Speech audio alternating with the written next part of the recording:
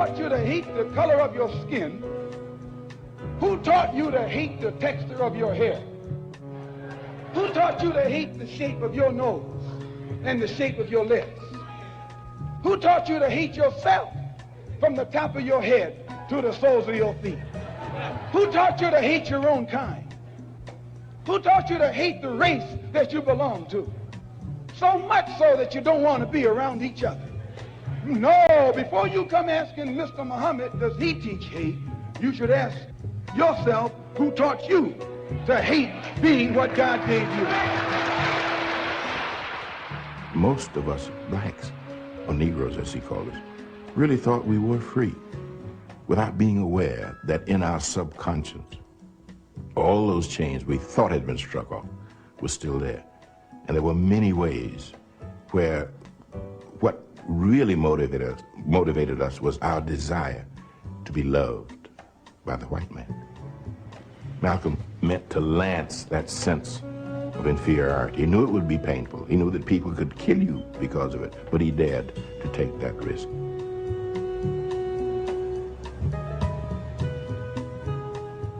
He was saying something over and above that of any other leader of that day, while the other leaders were begging for entry into the house of their oppressor. He was telling you to build your own house. Black History Month you find ridiculous. Why? You're going to relegate my history to a month? Oh, come on. What do you do with yours? Which month is White History Month? No, come on, tell me. Well, I'm Jewish. Okay, which month is Jewish History Month? There isn't one. Oh, why not? Yeah. Do you want one? No. I don't either. I don't want a Black History Month. Black history is American history. How are we going to get rid of racism until... Stop talking about it. I'm going to stop calling you a white man. Yeah. And I'm going to ask you to stop calling me a black man. I know you as Mike Wallace. You know me as Morgan Freeman. You're going to say, well, I know this white guy named Mike Wallace. You know what I'm saying? Uh-huh.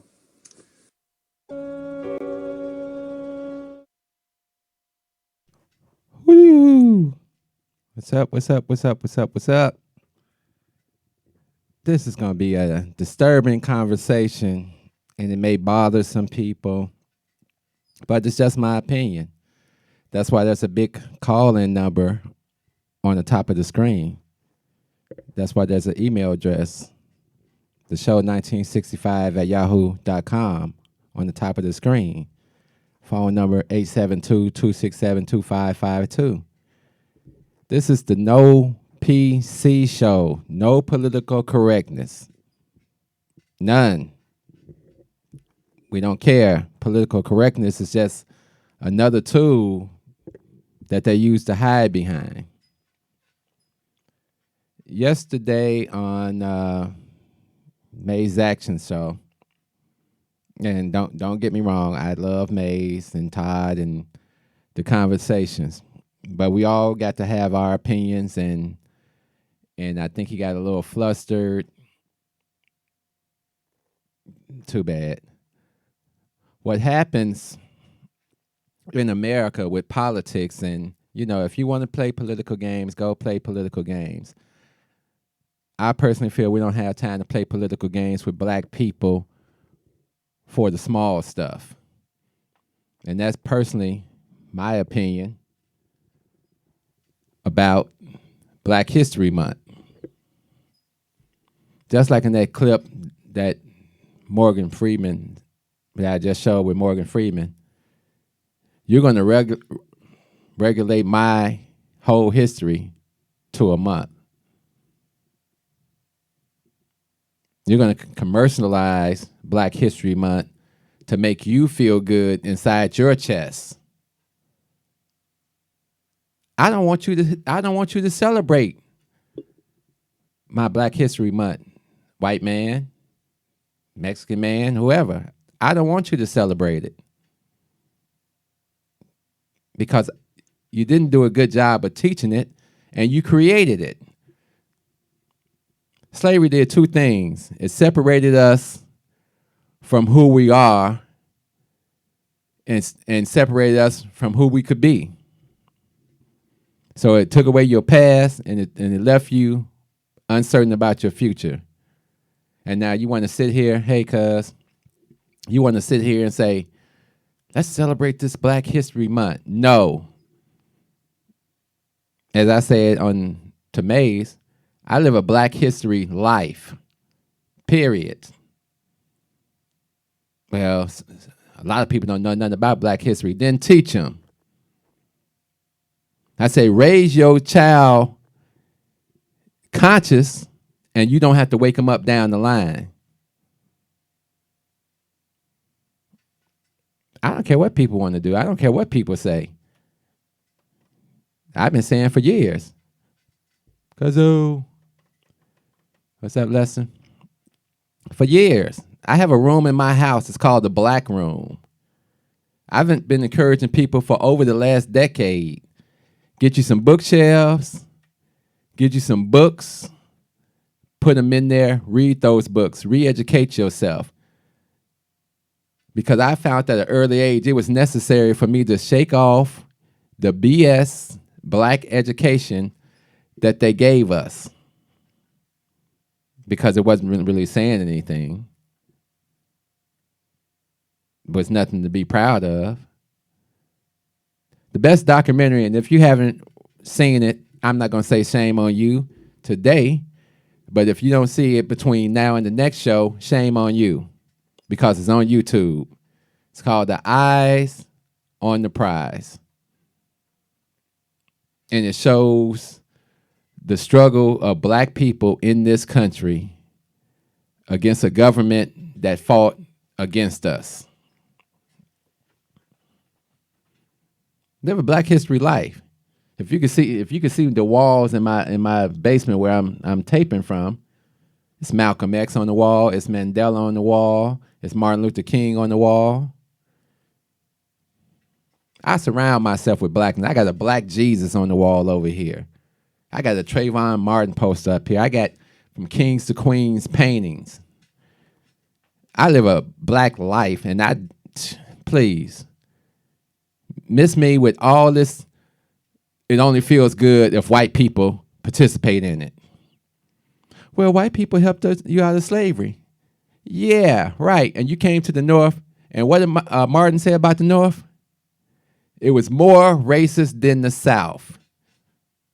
Miss me with all that. I don't know why people just can't. We got to turn the switch off with all this kumbaya. Like the song says at the end of my show all the time, you're asleep in a war zone. Individually, if you don't want to be a part of it, don't be a part of it. Go over there. We're talking about a future of Black people in this country if we remain in this country. All your government does is talk about everything it wants to talk about, then it comes to you and says, we have nothing. Ain't none of your presidential candidates talking about Black anything. Because you screaming America. Oh, I'm an American now, and, this is great, and let's kumbaya. No. I was discussing with one of my friends, because he be feeling I'm against white folks, and I'm like, no. He's like, but you clump them all together. I said, let me show you something. So I open my book, my journal, and I show it to him. And it says, if you are comfortable with my oppression, then you are my oppressor.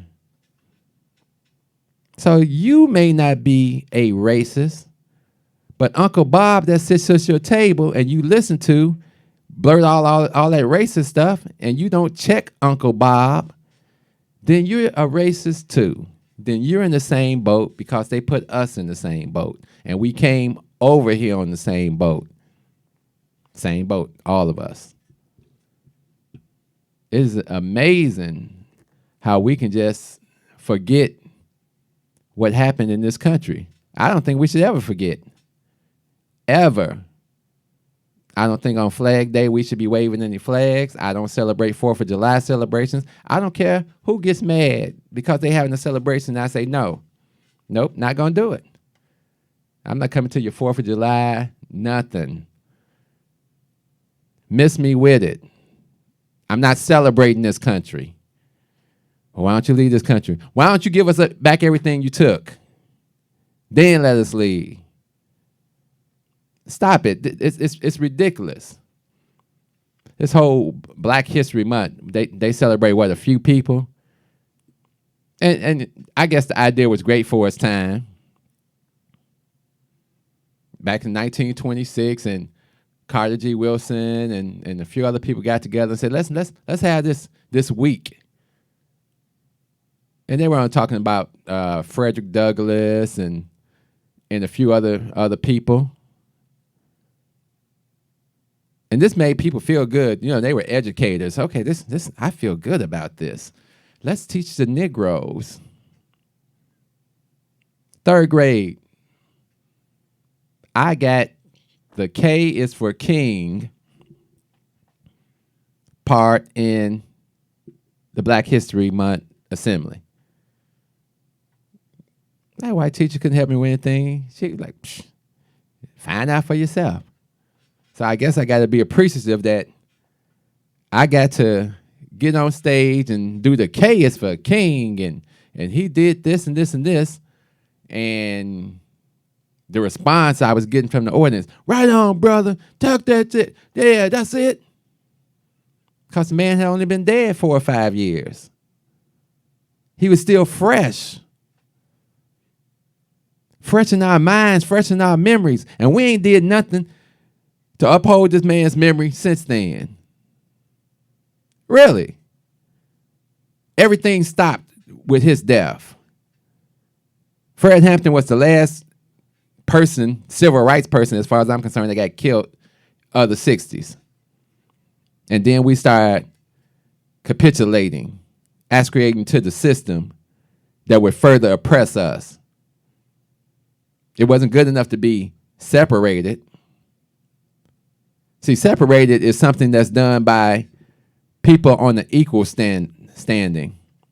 Segregation is something that was forced upon us by a superior group. Understand the meaning of that.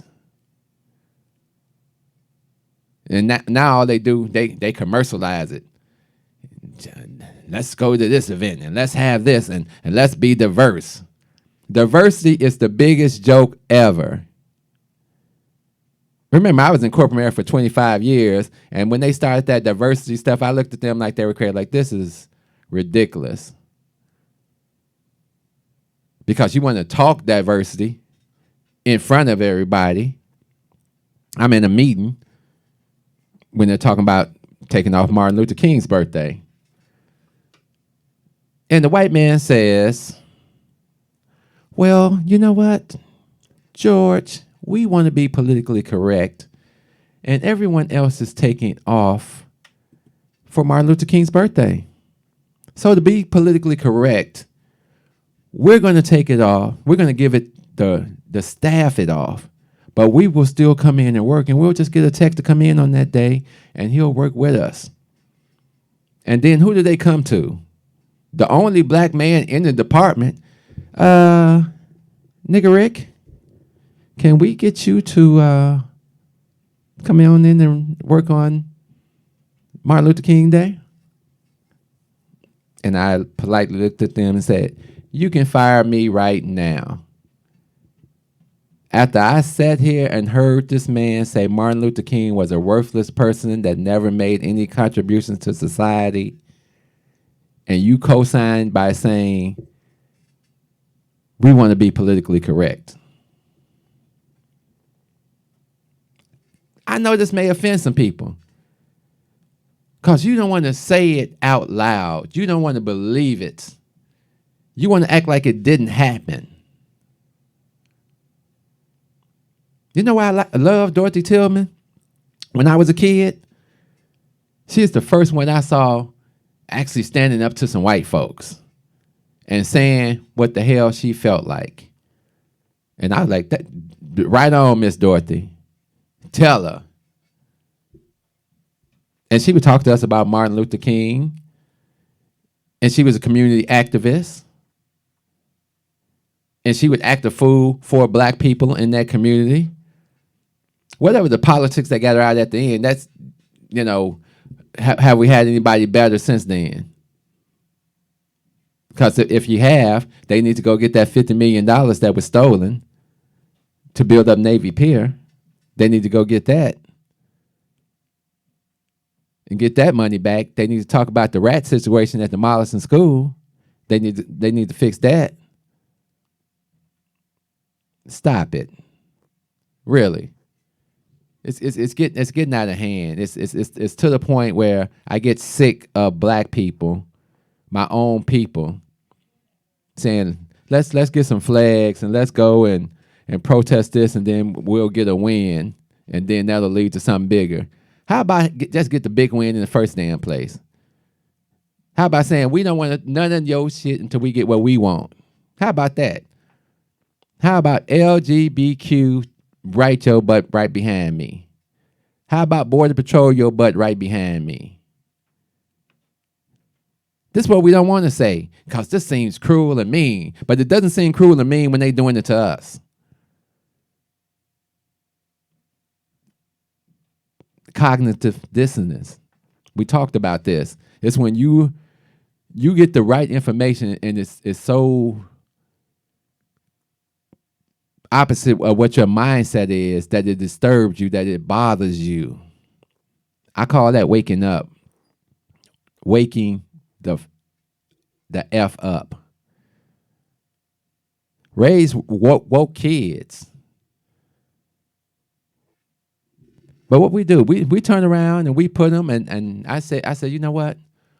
Once my kid gets out of college, I gotta deprogram them all over again. Why would a parent feel like they got to deprogram their kids? Because we know that we actively are putting them into a situation where they have to learn about these people with hands-on experience. They have to be damaged a little bit to wake up. You're economically deprived for a reason. You don't get reparations for a reason. You could have sent us back to Africa from the very beginning. But no, we can make some more money off these niggas, because we had already got all the money we need for the Industrial Revolution. Where did America get this money from? From slavery. People don't get that. Hey Lawrence, you don't get to BS Richard with your political, let's take these sheep and march them over here. Let's have a show of hands with some flags. Screw that. I got flags all up and through my shop. Oh, well, so what, you got flags in your shop? Yeah, so what? I live a Black history life, period. Anybody comes in my shop, whether you down on your luck or whatever you doing, you might be a crackhead. I don't call you a crackhead. I said, let's have a conversation. You might have just got out of jail. Brother, we don't down you because you just got out of jail. We'll be hard on you if you keep going to jail now. We don't down you if you was out here selling drugs, but we're going to down you if you keep selling drugs. You can't help your people if you don't love your people. And I'm seeing a lot of not love from our people. And Black History Month has showed you no love over the years, dedicated to a few black people. But if you live a Black history life, for anybody that cares, then your whole world changes. Your whole mindset changes. The way you behave in life changes, and your children change. Our children are in trouble. And maybe it's our fault. We just let them go on and say kumbaya with the rest of the world, and they get to believe that it's all the same, and then they wake up some years down the line and they're mad at you because you didn't give me the proper information.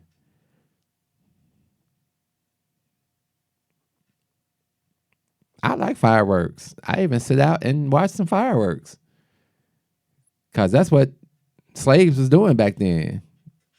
They weren't celebrating freedom. They were sitting back watching fireworks and watching white folks. Oh, well, Master Mo show is in a happy mood today. They got their freedom. They is free. They independent. But they're going to keep enslaving us and keep telling us, well, nigga Rick, you should be happy that God has allowed me to capture you and bring you to this country so you can see my freedom. And they've been showing us their freedom since that time.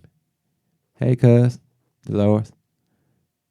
So, since we were slaves on the plantation, watching them celebrate their freedom, we've been watching them celebrate their freedom ever since then.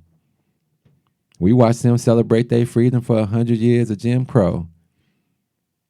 We watched them assassinate our black leaders in the name of their freedom. We watched them destroy black men like Muhammad Ali, or attempt to destroy black men like Muhammad Ali, because he said, "You not my enemy." He said, the Asian man is not my enemy. If I want to fight somebody, I'll fight you right here. You are my persecutor. You are the one who is making my life and my people's life hell. What? Negro, we gave you Black History Month. How dare you change your name and be who you really are? How dare you? You don't appreciate all the good stuff we doing for you Negroes up in this country? Now, we ain't going to talk about no reparations, because reparations mean to make you whole. And making you whole just interferes with my freedom. Look, we got enough good Negroes out here that's examples for you, like Oprah, who will do documentaries to destroy more black men like Michael Jackson, and let's destroy Russell Simmons, but let's not say anything about my good buddy Harvey Weinstein. No, don't say nothing about Harvey now.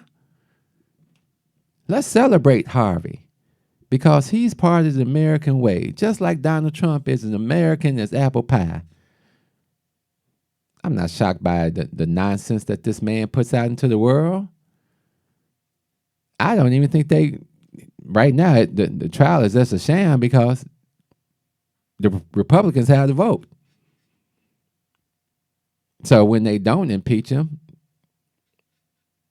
he's going to be like, oh yeah, this is America. I told y'all, this is how it works.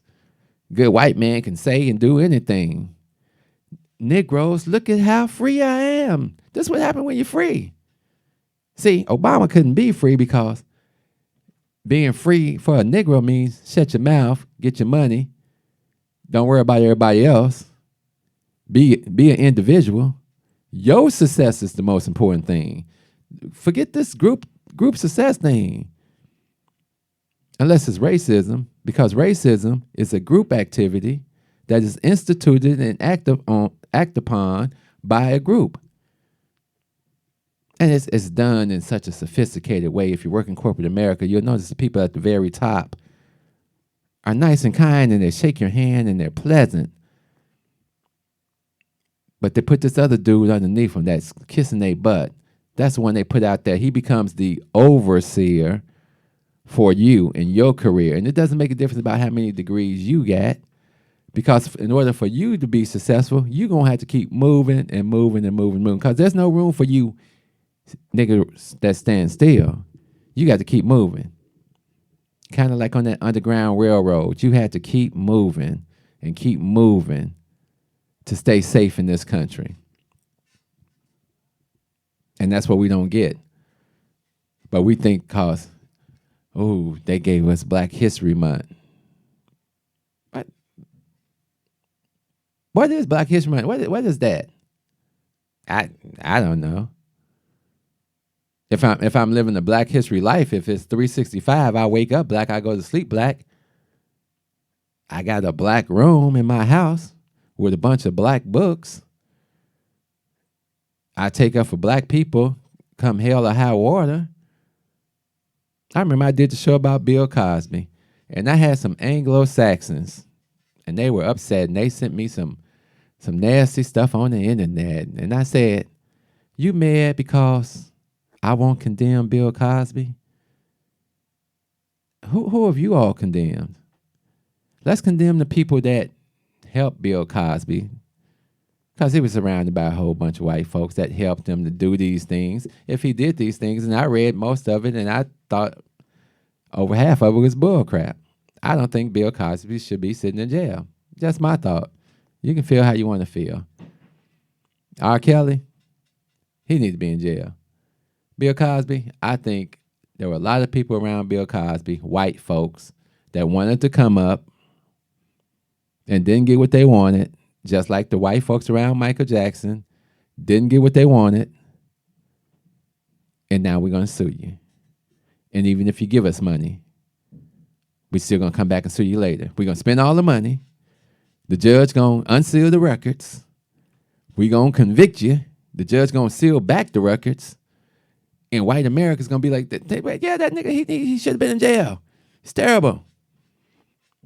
He was doing Quaaludes with my mama in the 60s and 70s. He was a big movie star, and she just went over there to spend the night. How dare he take advantage of her? Crazy. How come this stuff only happens to rich black people? I don't get it. You don't hear a lot of stories about poor black people because you're exactly where they want you to be. You poor. We ain't worried about you. Nigga, go ahead, talk, whatever. You have no money. Because money is their God. And they go to their Catholic churches, as we spoke about. Why ain't all these Catholic preachers going to jail? They out here raping boys and stuff, and it's documented.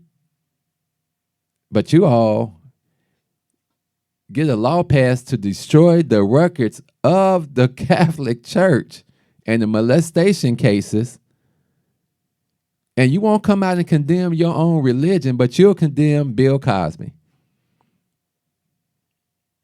Ain't rape? Raping little boys, ain't that a crime? But no, we don't want to talk about that. Why would we talk about things that make sense, Richard? We want to celebrate your black history with you. Yeah, my black history comes with a reparations check. How about that? No, we don't talk about reparations because I say I'm an American. Okay, then I ain't American no more. I said that years ago. You don't hear me coming on here talking about God bless America. Psh. Right, whatever. This is what I'm talking about. And it takes a lot to get to this point. And I tell everybody about the civil rights. There were a lot of well-educated, most of them were students in college. The Black Panthers, most of them were students in college. Angela Davis was a professor teaching college. Fred Hampton was in college. They destroyed them all. What was their crime? What was their crime? Because this is the black history you need to tell your kids. No matter what you do, there's a force out there that doesn't like you, doesn't care for you. And if you step out of line, as I tell my daughter, be militant if you want to. Every militant pays. I'll tell you the story of my militancy. Then I'm going to get off because it's 8:35. I need to go check on this chicken that I'm cooking. I go to a school. I get called down to the financial aid office. I'm like, okay, what is this about? Because I'm about to graduate. I'm 6 weeks away from graduation. The white man, the dean of finances, he's in there and he's talking to the white girl. We'll just call her Buffy. And Buffy is crying, and he's like, you're like $10,000 behind, Buff. But don't worry about it, because we're going to help you out, and we're going to make sure that you get on out of here with that degree, because this land is your land. This land is my land.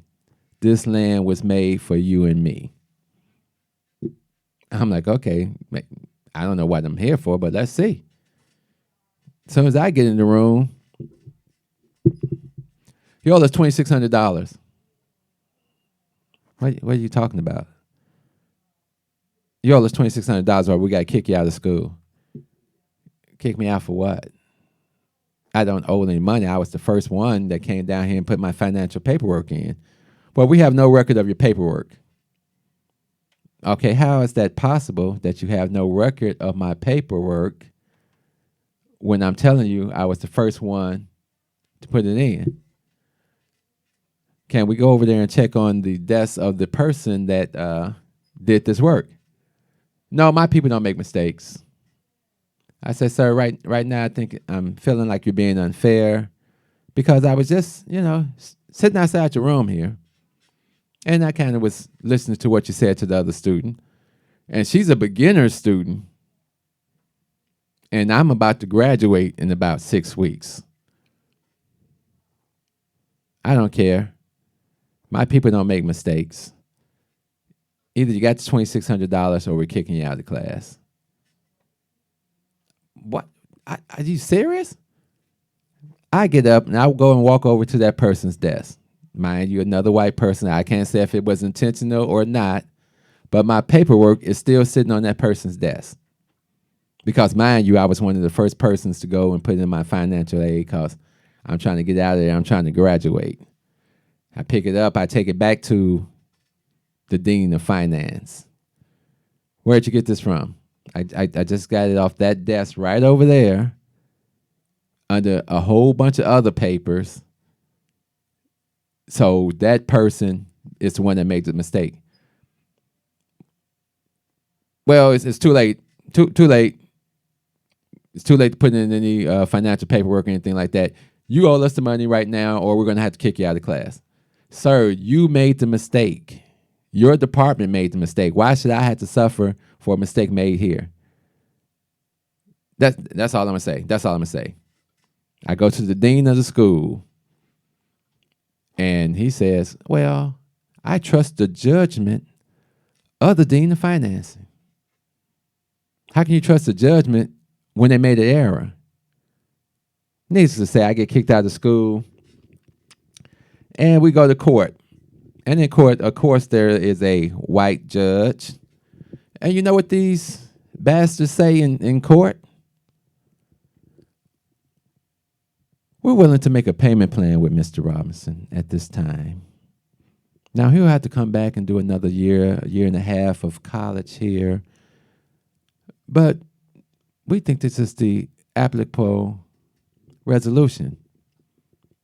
And the judge says, yes, I think this is fair. And I look at all three of these white men and say, what the? You screw me over. You refuse to make a payment plan with me. You refuse to acknowledge your wrongdoing. You screw me out of my degree. And then you come to court and you play nicey with everyone. That's what they do to us. Because we hold what they put in front of us to such a high level. We put so much importance on it. We put it over our own lives because we just feel like we can't live without it. So even though I didn't get that degree, I got the education. I went on to have a career in technology, in the IT field for 25 years. And I had to deal with a lot of jealous, uneducated white folks that hadn't been to a single school, didn't know shit, but they became the bosses. And they would get mad because Richard won't put a flag on his desk for Flag Day. Richard's not going to sit and have dinner with us. He's not going to smile and laugh with us, and he's not going to tap his tap shoes. He's going to do what the hell he wants to do. So if he wants to behave like that, then we're going to treat them like that. We're going to treat them like a nigga. And that's where my poem comes from. They want me to be a nigga. And it talks about that American flag, and it says, our scars hidden behind stripes and stars. Land of the free, land not ours. Where they destroyed my very character. I hold up a finger and I say, F America. Love, peace, soul. We out of here. Step out of the car. No, you don't have the right. Step out of the car. Do not have the right to do that. I do have the right. Now step out or I will remove I you. refuse to talk to you other than to identify myself. Step Now, if your woman ain't no revolutionary, she'll persuade you to be a fucking slave for the rest of your days. She'll be grooming you on how to behave, teaching you how to coon and buck dance so that you can be safe. If that brother ain't no rider, soldier, no provider, molder of young minds, check it out. You got yourself a bitch. Think about the time that you invest in him. If he's wearing them skinny jeans, you a lesbian. For every 100 black women who ain't locked up, it's only 83 black men remaining. Take away 1.5 million black men who might have benefited their women and their children. You don't know a war when it's waged against you, when it makes you drive your baby mama to the clinic just to kill your own. Ain't no legacy to leave behind, cause ain't nobody sitting on your throne. You motherfuckers are asleep in a war zone, living a nightmare, dying in your own home. If you don't stop, you gon' lose what you got left. I'd rather die trying to fight for my last breath. Freedom or death, you asleep in a war zone, living a nightmare, dying in your own home. If you don't fight, you gon' lose what you got left. I'd rather die trying to fight for my last breath.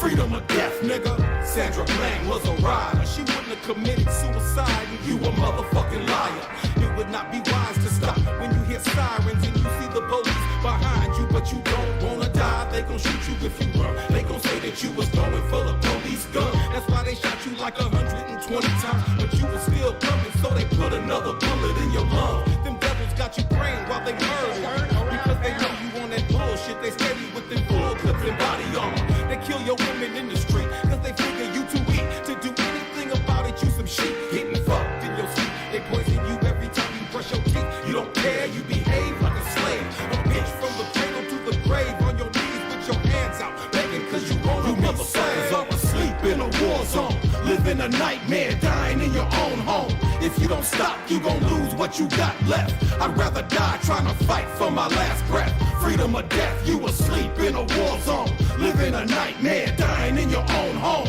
If you don't fight, you gon' lose what you got left. I'd rather die trying to fight for my last breath. Freedom or death, nigga.